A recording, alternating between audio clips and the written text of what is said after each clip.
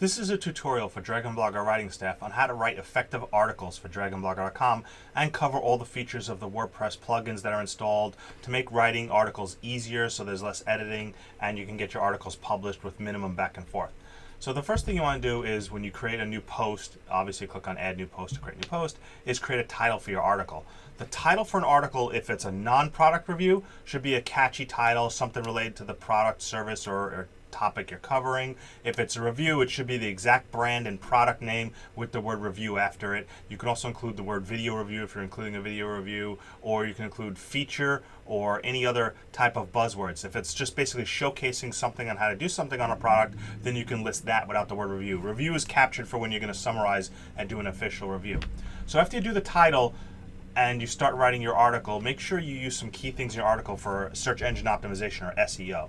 You want to make sure you use the brand name and the product several times in the article. So if you're doing a camera, for example, in this article it's a spot camera, instead of using the word camera everywhere, I would specifically put spot cam camera or spot cam Eva. Use the product name. But you also want to litter the article with buzzwords or keywords for what people would search for. So you notice I'll have wireless IP camera in the article, I'll have IP camera listed twice. These are considered SEO words. You want to use various combinations and synonyms and various similar words to what you'd be searching for, such as spot cam camera, spot cam Eva. That's how you do SEO for an article, is you make sure you use variations of the topic keywords on what the product is and variations on how it could be said or how it could be phrased. The other thing with considering articles is if you have a video to embed, what you could typically do is just copy and paste the YouTube URL into the post and it instantly becomes a video. To show you an example of that, you could see this is just any YouTube video URL, which is right here, and I'll do the same video again. I just simply cut and paste it, and then you see it instantly becomes an embedded video, and then it will play and it'll fill up the post screen. So that's the easiest way to embed videos in a WordPress article. When titling a video, it's good to often put what the video is about above it, and then take advantage of using the headings to help them stand out. Like heading 3 is a good heading to put on top of a video or with an image and that kind of thing. The second thing to note is for inserting images, you could do it 2 ways. You can click on Add Media and then select your image on your computer. But if you use Light Shot to capture a screen, like I'm doing right here, you can actually just cut and paste any image from the clipboard directly into the post with the plugin I have that supports that, which is this plugin right here. So that allows you to basically just cut and paste images from clipboard directly into the post without even having to click the Add Media. Makes it much easier for uploading images if you want to like take snapshots from like an Amazon page or a product home page or something like that. You could just cut and paste images that way. Make sure when you do your images, you do linking of them.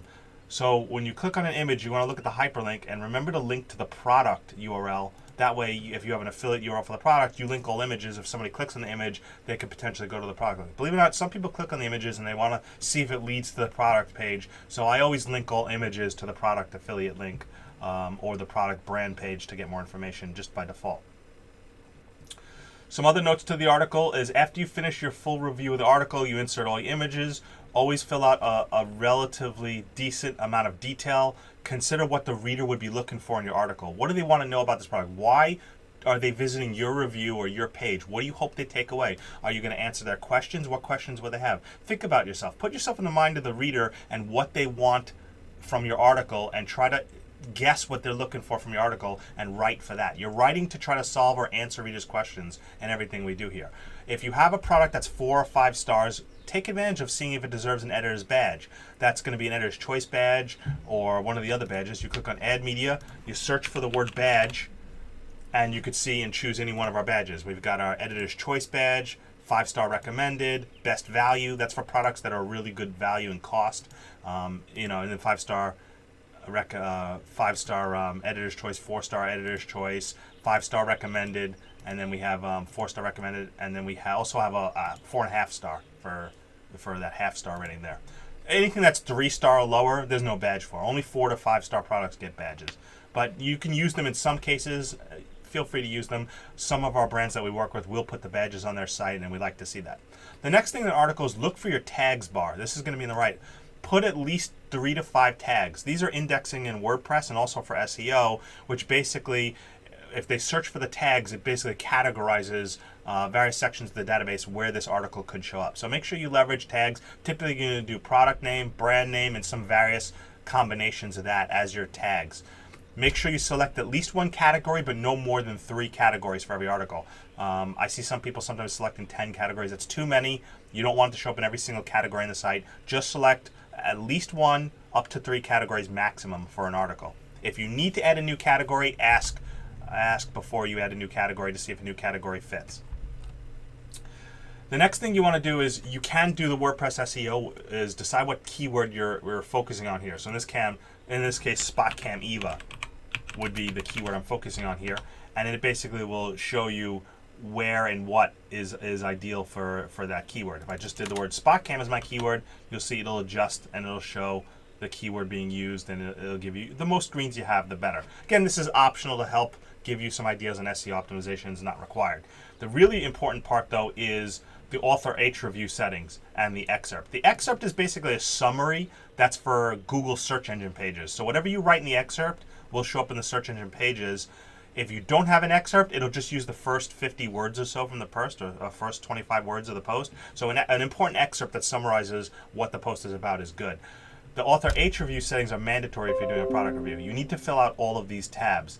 These would include, what do you rate the product? How many stars? No rating means there's no product rating. You really don't need to fill it out. But 1 to 5 stars with half stars accepted.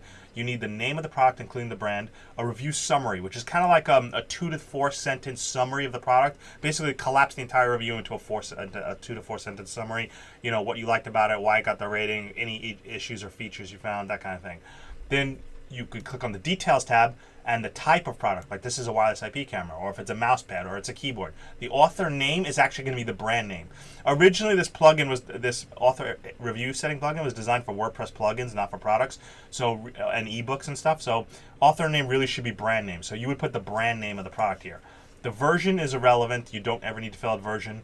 And then the price, you would put what the price is on Amazon, or just say see price on Amazon, because Amazon prices fluctuate quite frequently. So sometimes it's not so good to show the price, or if you do, specify on Amazon. Under the display tab, the only thing you need to do here is upload the featured image. If you don't know how to create a featured image, contact the site owner and you'll be given instructions on how to create the featured image, or else the site owner will create the featured image. You would basically click upload image, select the featured image, which has the Reviewed on Dragon Blogger logo. Then after you select the image, you will actually do 2 things. The first is you will select use as featured image, which then sets this as the featured image for the post, so the thumbnail shows on the homepage, and then you'll select insert into post, which will actually put the URL of that image here. The featured image you'll see on the side over here, this is the featured image. So when you go to Dragon Blogger homepage, you'll actually see this featured image above the article. And I'll show you an example of that right here. When you select featured image, that is this image that shows up right here above the article. So those are those featured images. If you don't select the featured image, you'll get a default image, and the default image is this one right here. So if you don't select the featured image, you'll just get this default image for your article on the homepage. Finally, on that author H review section, back to that section here, the last link is your link where you put the affiliate link for the product and then your button text, your buy now. In cases where it's not an affiliate product, link to the brand homepage, link to the product sales page, even if it can't be an affiliate link. And then your button text is going to be, buy it now, click here to buy, get one now. Think of an action key phrase that you can use here. If you leave this blank, it'll just say more details as the default verbiage. So that's how you fill out the author H review section, tags, categories. Generally, you don't have to worry about doing anything with custom fields. You don't have to do anything with trackbacks. Those are the only sections you have to fill out. You can ignore everything else, with the exception that I'd say it's highly recommended you update a slug. So after you save your draft, you're done with your article, you save your draft. This is called the permalink or the slug. So what you're going to want to do is now make sure you do this before the article publishes, because if you change it after the article publishes, you can have 4 broken links. But you basically want to remove or realign the URI, which is the part after the URL of the post, to basically make it simplistic. So you might just say the brand name, product, and review, and that's it. You simplify it. If you see too many words in there, you're going to want to truncate them down. Now, it's fine if you forget to do that and you leave it and it's the full URL, but for SEO purposes, it's better if you can compress it and make it as few words as possible for the permalink. You just click on edit, click OK, and then it changes the permalink. Now with that, after you're done, you would submit to review, and then the site owner would review the site. But there's one thing I want to point out specifically is take advantage of what's called the Grammarly plugin for Chrome. If you use Chrome or Firefox, Grammarly will do real-time analysis of your writing and review for typos or grammar errors and help save a lot of time. I'm going to go to another article and basically show you an example of one where Grammarly can come in and come fix up some typos in some reviews. Now, I'm not specifically calling anything out on anybody, but this just happens to be one of the articles I'm gonna show Grammarly in action. So, in looking at an article with Grammarly plugin installed, you would basically look for any ones that would show up with red marks, or such as right here. You see Grammarly has recommendations, tells you what it thinks is improper grammar. You can click on it, it'll give you some recommendations on how to fix it. So basically use Grammarly to redo your post. I use it on editor's posts. The less I have to use Grammarly to touch up editing, the better. It helps you become a better writer.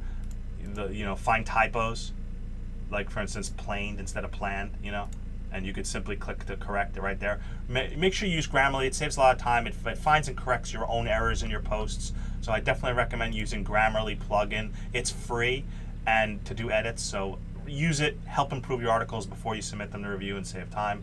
This is basically a brief overview on how to do posts for DragonBlogger.com, how to filter author H review and the tags. The only thing I didn't show you is if you don't see that author H review section, go up here to your screen options, and then these are all the things that show up in your post editor. So if author H review is not checked, you won't see it. If tags aren't checked, you won't see it. If featured image isn't checked, you won't see it. So basically you're going to want to check mark and make sure everything's check marked that you care about. You won't likely care about discussion. You won't care about trackbacks, revisions. You can uncheck those additional options. Only check the things that you need to see and you really want to see, that you feel like you need to see to help you write your articles.